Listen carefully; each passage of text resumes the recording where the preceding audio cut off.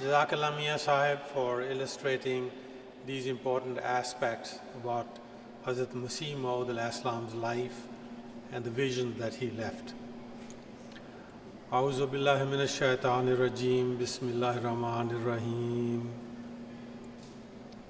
Isa alayhi salam, some 2000 years ago, left for his Hawariyin, his followers, which was supposedly about a dozen or so, a last meal where he broke a piece of bread and he distributed to them. And that he took a goblet of drink and split it up so everybody could have a sip or whatever came his way. That became the living tradition among Christians, because that is what he left for them. And they commemorate that every weekend, and probably more often than that, in the form of a mass. He also talked to them, so the sermon is a part of that. Masih Maud-Islam left us many things, but what I want to talk about is the Jalsa Salana. It is something he instituted, he started, and he asked that Ahmadis, his followers, people who have done his bai'at, they should strive to come to the Jalsa every year at about those dates, which were decided at that time because of the calendar, the way it was set. We are choosing to choose a different calendar, but we are doing the same thing. So I want to congratulate everyone who's here for this Jalsa. I think it is, mashallah, a very good reflection of how we feel about ourselves, about Masih Maud-Islam, and about Jamaat Ahmadiyya, that we are coming in larger and larger numbers. Not only that, the fact that there is such a strong desire to do volunteer work for this Jalsa. There's no way this Jalsa could be held the way it is held unless people volunteered with dedication. And I know some you can see volunteering, others you don't. But just about everyone who's here in this gathering has a desire and in some way will be volunteering to make sure things are taken care of.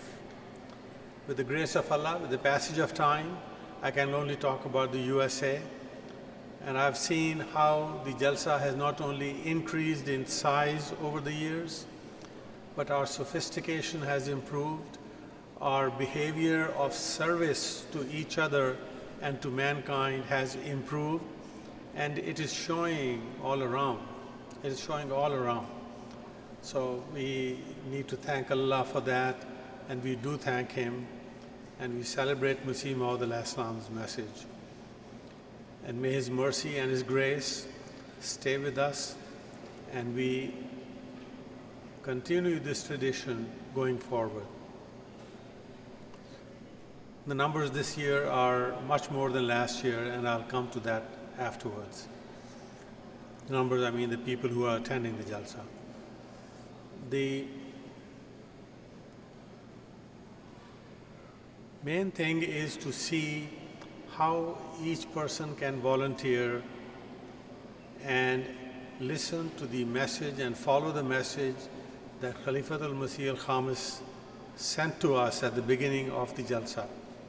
He prayed for the Jalsa, he prayed for all of you, and we need to see what we can do to follow those directions and those illustrations, listen to the MTA, among others, and pay attention to what Hazrat Sahib is saying. Pay attention to what, through your representation, the Shura has decided every year, and we need to follow that, otherwise it's an empty exercise. I know sometimes people feel passionate that certain things are not being done and they get emotional about it, and that is fine. But the fact is, we need to stay on track, and we might, if we do not follow all the decisions in the way that a given individual feels we should, we respect that individual's feelings and expressions, but believe me, everyone is trying to get things done the way they are laid out.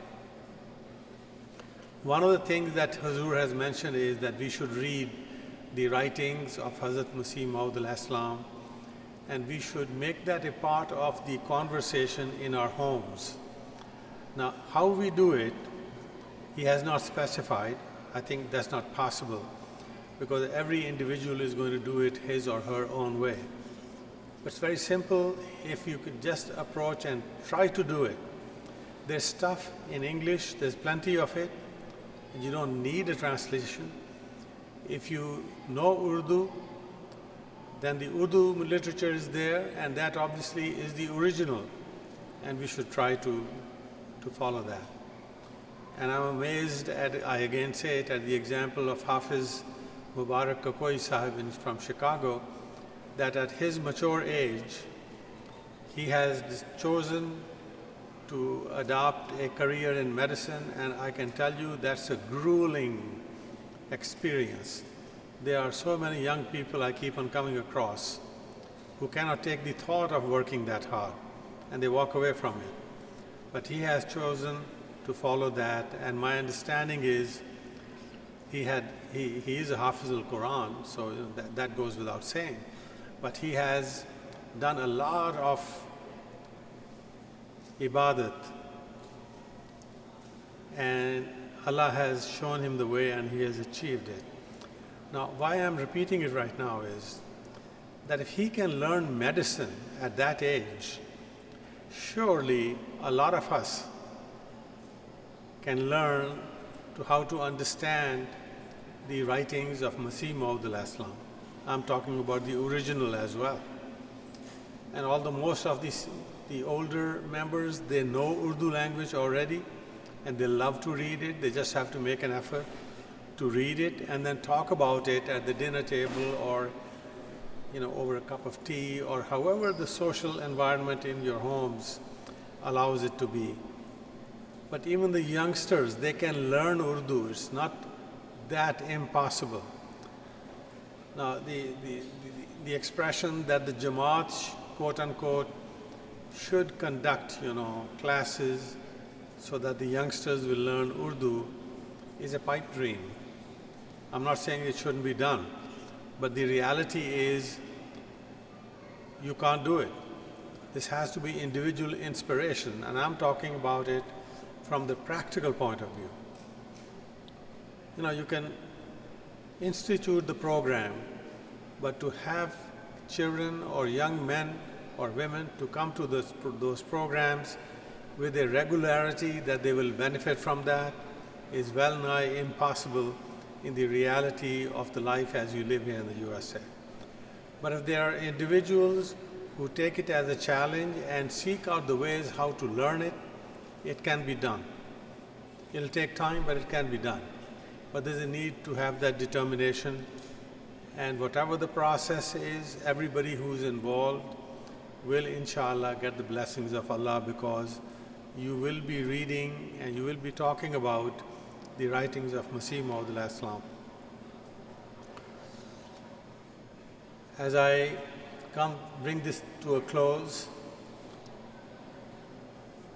part of the close, the ending, is a part of the beginning and the conduct of the Jalsa. It goes with its own blessings.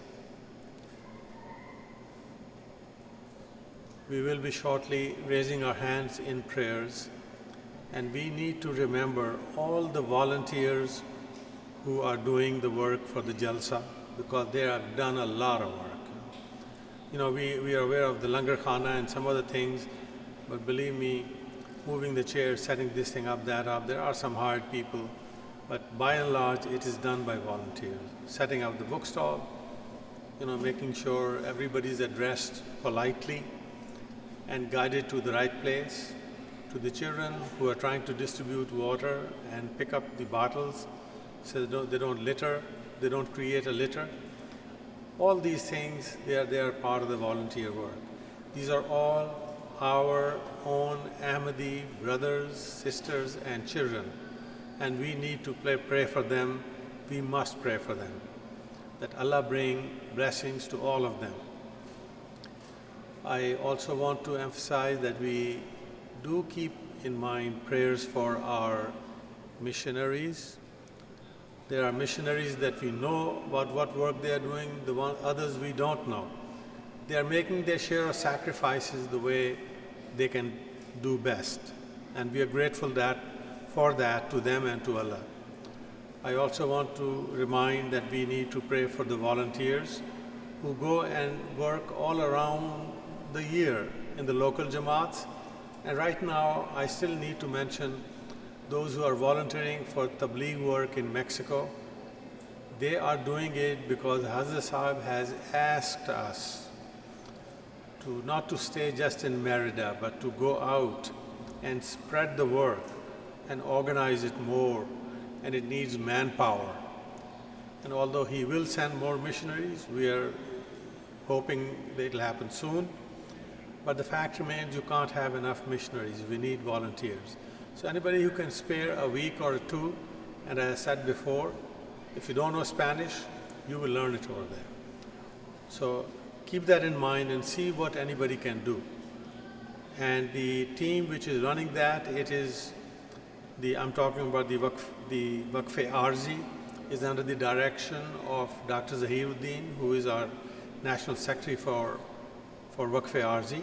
But he has assigned by agreement this task to Wasim Malik Sahib, who's Naib Amir in San Jose, and to Naseem Rahmatullah Sahib, who's Naib Amir from Cleveland. So please get in touch with them, and they are working together as a team, and they will coordinate whatever needs to get coordinated. Whatever questions you have, they are very happy to answer them for you. With that, I'm going to ask you to raise your hands in prayers, and there are one or two announcements. I'll make them afterwards. Please join me in silent prayers.